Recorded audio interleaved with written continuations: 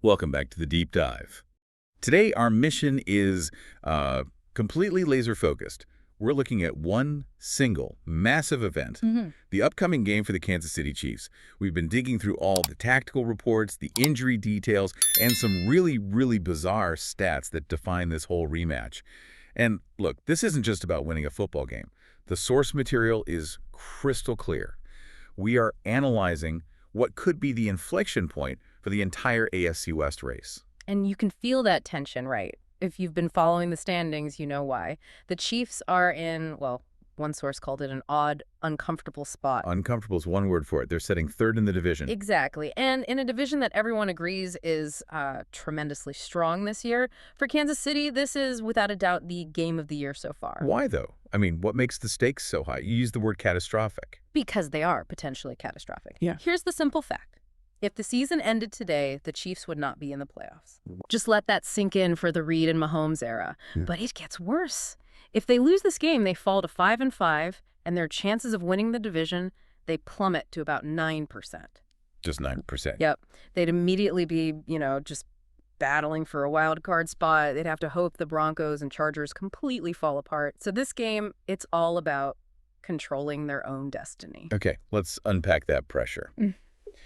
I think the best place to start is this defining contrast that all the source material points to, execution, specifically in clutch situations. It's like a perfect mirror image. It really tells the story of two completely different mindsets when the pressure is on. So let's start with Denver. All right, so look at Denver. They have played in 8 one-score games this year, 8 out of 10. And their record in those games is 6-2. 6-2. They just find ways to, as the reports say, win ugly. They make that one crucial play here or there to get the win. And now contrast that with Kansas City. It's the complete opposite. KC has played in 4 one-score games, and they've lost all 4 of them. Every single one. Every single one. And on the flip side, all 5 of their wins have been blowouts by 13 points or more. So for them, there's just no in-between right now. So what does that tell you? What's the big takeaway there? Well, it suggests that while KC has this elite talent to, completely dominate when everything is clicking, Denver is actually better at the situational stuff, the gritty football when the game gets tight. Right. And for Kansas City, that just hammers home the need to get a big early lead. Mahomes even said it himself.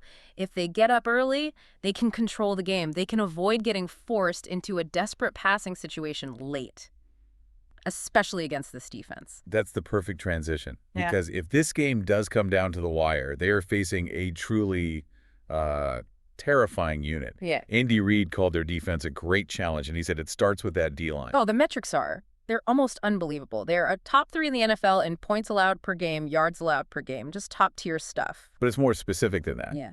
It is. The real danger for KC is in 2 areas where the Broncos are the best in the entire league. Yeah.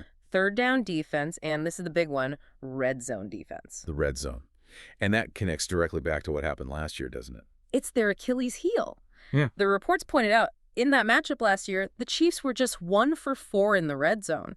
The whole story of that game was KC failing to get 7 points instead of 3. And now they're facing a defense that specializes in stopping that. That's a huge problem. And it gets even harder when you look at the pass rush. Denver leads the league in sacks. They're actually on pace for 78 sacks this season. Oh, 78. 78. That would shatter the 1984 Bears record of 72. I mean, we're talking about historic pressure. Who's leading that charge? It's this terrifying trio. You've got Nick Bonito with 9.5 sacks, Jonathan Cooper with 7.5, Zach Allen with 6.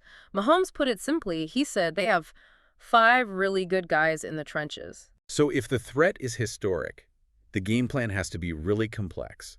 The sources say they need great protection schemes and to change up the looks so the pass rush can't just, tee off. Right. But what about Mahomes himself? What's his personal focus here? That's a great question because the sources point to a really specific internal goal for him. He said that looking back at the Bills game, he started off great with his read progressions, but he got away from that consistency as the pressure mounted late in the game. So his stated goal this week is to be intentional about staying true to those reads for all 4 quarters. Okay, so for those of us who aren't NFL quarterbacks, what does staying true to the reads actually mean when you've got a historic pass rush coming at you? Think of it like a GPS route. You have to follow it exactly. Oh. Look at player A, then B, then C. Yeah. The human instinct when you feel that pressure is to just panic, look away, and try to escape. Right, you just want to run. Exactly, and that usually leads to a bad throw.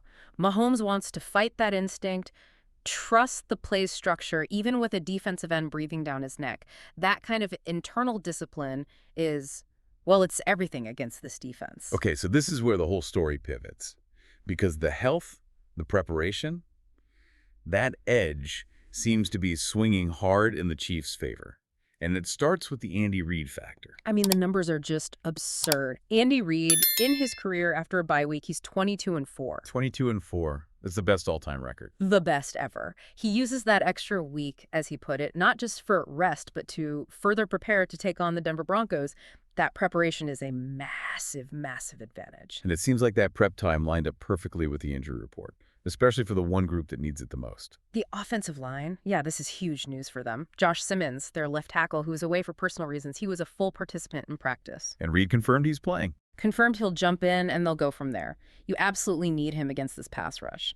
And what's more, Trey Smith and Jawan Taylor, the guys on the inside, they were also full participants. The O-line is suddenly healthy. So the Chiefs are likely without Isaiah Pacheco at running back, which hurts. But when you look at Denver's injury list, their losses feel much bigger. Oh, way bigger. It's a major defensive problem for them. Pat Surtain II, their star cornerback, he is most likely out. That's a huge blow.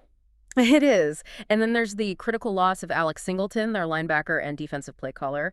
He's confirmed out after having surgery for testicular cancer. Wow, that's obviously much bigger than football. We wish him all the best in his recovery. Absolutely. A really serious situation there. But just tactically, losing your defensive play caller and your best corner at the same time against this offense, that's a nightmare for communication. It creates holes, major holes. And then on offense, their top running back, J.K. Dobbins, didn't practice. The reports say his absence is a much bigger deal for the run-heavy Broncos than Pacheco's is for the Chiefs. So let's connect it all back.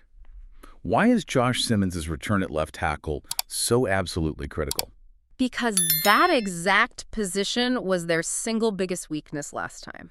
The guy who played there, Kingsley Sumatia, he gave up 7 pressures in that game. A team-high 7. A team high. That one stat shows you exactly how vulnerable they were to Denver's edge rush. Getting Simmons back is the single biggest upgrade they could have hoped for to stop that from happening again.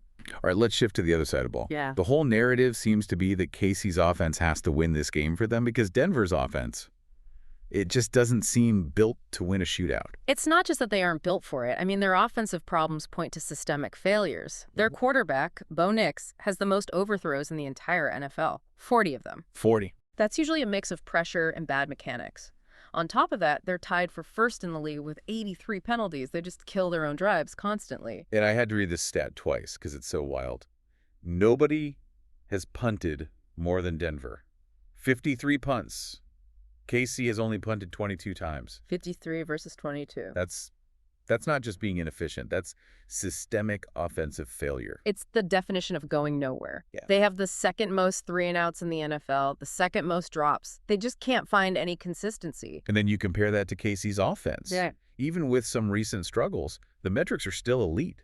Second in EPA per play, third in red zone touchdowns, fourth in success rate. And that's the whole ball game right there. That's the conflict. It's KC's hyper-efficient offense with a newly healthy O-line against Denver's defense with its record-setting sack pace and elite red zone D. So the path to victory is clear. It is. If KC can do what Mahomes wants, stay consistent for 4 quarters, and this is the key turn, those red zone tricks into 7 points, not 3, they completely neutralize the one thing Denver does well. They take away that ugly one-score game scenario. And quickly on roster moves, we saw the Chiefs sign wide receiver Jimmy Holiday to the practice squad, and the Broncos signed little Jordan Humphrey. Minor moves, but they sort of tell the same story. They do. KC is getting healthy and preparing. Denver's patching holes. It's just a stark contrast. So, to wrap up our deep dive, the central point is the health of the Chiefs' offensive line. That's the key tactical advantage, especially when you contrast it with the huge defensive losses for Denver. You've got the Andy Reid bye-week factor, and a team that knows, as Mahomes said, if they play their best, they can beat anyone. And that leaves you with this final thought, this massive historical pressure. The Chiefs have won the AFC West every single year since 2016. That's a dynasty streak. Right. The division is, as we've said, tremendously strong this year. Their odds of keeping that streak alive dropped to 9% with a loss. So what does that legacy pressure do to Andy Reid as he tries to maintain his bye-week magic in a game that literally could decide the fate of that streak? That's the question.